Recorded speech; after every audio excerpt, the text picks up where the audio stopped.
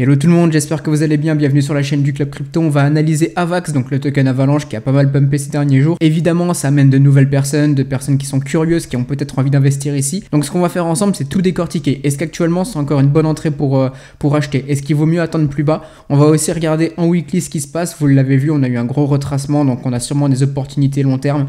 On va voir ensemble où sont les supports qui peuvent tenir, les zones de résistance à casser et où est-ce qu'on pourrait potentiellement venir prendre du profit sur l'année 2023 si jamais on a un cycle qui est haussier. Avant de démarrer, pensez à vous abonner, ça récompense le travail qui est fourni. En plus de ça, vous êtes notifié quand les prochaines vidéos sortent, ce qui vous permet d'avoir des informations rapidement sur le marché et forcément saisir plus d'opportunités. Donc on va commencer ici par le weekly, on va regarder d'abord ce qui se passe au niveau du long terme, on va dézoomer et ensuite on ira voir sur le daily. Ça vous suffira largement pour avoir une analyse complète de Avax. Donc on l'avait vu ici, on est sur Binance, donc listé ici septembre 2020, le gros pump, le gros retracement.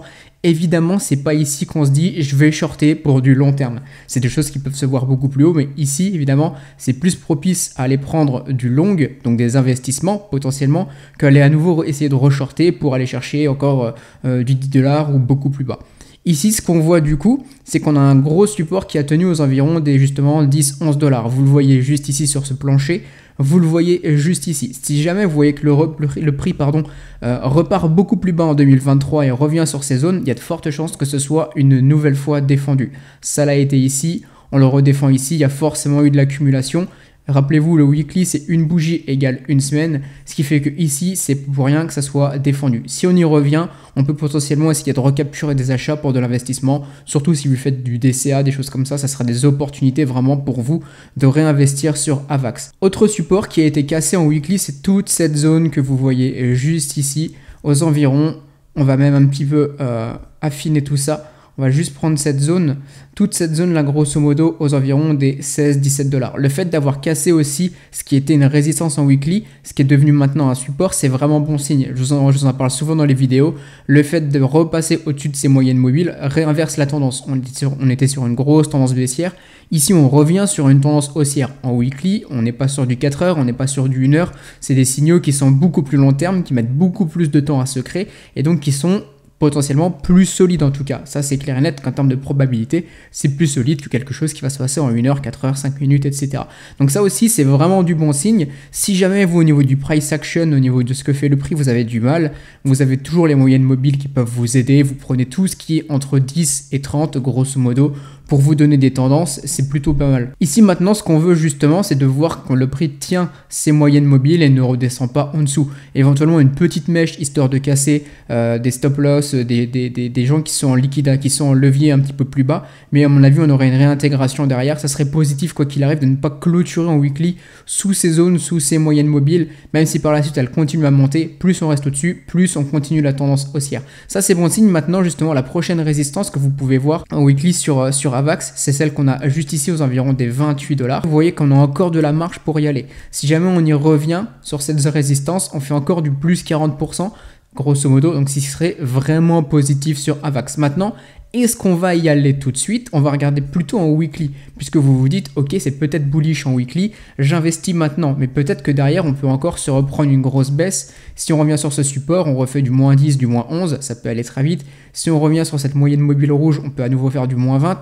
Et si on revient sur ce support qu'on a juste ici, je vais enlever cet encadré, et juste ici, on environ des 13 $. Vous voyez que là aussi, on peut encore avoir une grosse baisse de 30%. Si vous cherchez de l'investissement, peut-être que vous vous dites bon 30% c'est pas grave si je vais chercher beaucoup plus haut, mais quoi qu'il arrive, si on peut affiner nos entrées, évidemment que c'est parfait. Donc actuellement justement en daily, qu'est-ce qu'on voit? On avait parlé de cette grosse résistance. Maintenant on va essayer d'affiner un petit peu tout ça. On va prendre ce Fibo qu'on a juste ici sur ce grand mouvement et on le voit, le 0,382. C'est cette zone ici qui fait office généralement de support. Tant qu'on reste au-dessus, c'est plutôt positif et vous voyez que justement c'est proche de ces moyennes mobiles, c'est assez cohérent, on est en plein sur ce gros support, donc là c'est bon aussi. Ici vous le voyez, on a eu cette résistance qui était juste ici, on a encore cette résistance juste ici. Ce qui se passe souvent, on l'a souvent vu sur Bitcoin, ça aussi je vous en parlais beaucoup dans les analyses et je vous disais attention si ce type de mouvement arrive, etc.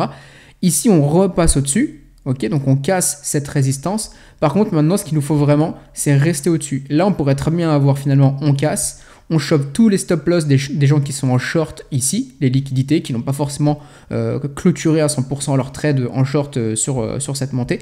Derrière, on casse, on reprend toute la liquidité qui est ici et finalement on réintègre derrière. C'est pour ça que tout de suite acheter une cassure, acheter un breakout, c'est pas toujours la meilleure solution, c'est très agressif, ça peut le faire, mais l'idée c'est d'attendre un petit peu plus de consolidation. Si je vous le dessine, l'idée justement c'est d'attendre un prix qui, comme le fait actuellement ici, vient consolider, mais on aimerait que ça reste au-dessus et que ça reparte. Et là on aurait une continuation de tendance en daily, évidemment qui serait aussi visible en weekly, mais sinon actuellement, pour le moment, on ne l'a pas, on peut très bien revenir sur les niveaux beaucoup plus bas dont je vous ai parlé. Je vous remets le Fibo, comme ça si ça vous intéresse, vous l'avez à nouveau sous les yeux. Ici, cette zone-là de consolidation aux environs des 17,50, on pourrait aller chercher un tout petit peu plus haut pour être sûr de ne pas se faire avoir, pas que le prix revienne juste ici sur la moyenne mobile reparte, et auquel cas notre ordre ne serait pas pris.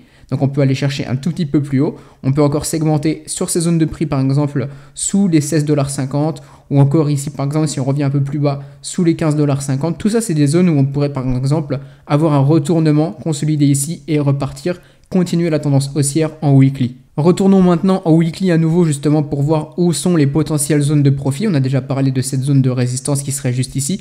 Donc là c'est la même chose, c'est la même analyse qu'en daily. Si vous voyez que justement vous êtes entré sur AVAX, que vous soyez rentré plus bas, que vous soyez rentré ici, sur un retracement et que vous voyez que le prix arrive justement ici sur cette zone de ces 3 bougies, là vous le voyez vraiment cette clôture volontaire sur ce niveau de prix aux environs des 28,40$, 28,15$, grosso modo 28$ on va dire. Ici évidemment si on revient juste sur cette zone, prenez des profits au moins partiels, remontez votre stop loss si besoin, mais récompensez-vous ici au moins pour alléger un petit peu votre exposition sur AVAX au cas où si on a un retracement. Si vous êtes ensuite sur du plus long terme toujours bullish sur AVAX et qu'on a un retracement, rien ne vous empêche de re-rentrer justement, de gonfler encore plus votre bague. Ok, c'est tout à fait possible. C'est pas parce que vous prenez un profit partiel ici que vous quittez 100% la position. Vous aurez encore du AVAX dans votre bague qui pourra justement fructifier si ça continue de monter. Si ça continue de monter tout de suite, au moins ça sera juste un TP partiel et au moins au cas où vous serez payé. Si ça redescend, vous serez bien content d'avoir justement pris un profit. Maintenant, vous le voyez en plus de ça, les prochaines zones de résistance sur AVAX sont beaucoup plus hautes. Vous le voyez juste ici, les grosses clôtures, les grosses résistances peuvent être ici aux environs des 65$ ou alors à la rigueur aux environs de ces mèches, de ces clôtures juste ici, aux environs des 50$, 52$. Ce qui fait que si on vient à casser à nouveau ces zones, qu'on continue beaucoup plus haut, on peut aller chercher vraiment à nouveau du 150%, on arrondit voilà 140, 150% juste ici. Ce qui fait que actuellement, malgré ce pump qu'on a eu ces dernières semaines, sur du très long terme, si vous AVAX vous intéresse, on est encore sur une fenêtre qui est intéressante pour de l'achat. Et pour celles et ceux que ça intéresse, le lien est dans la description. Vous avez le Telegram privé avec les signaux d'achat, les signaux de vente.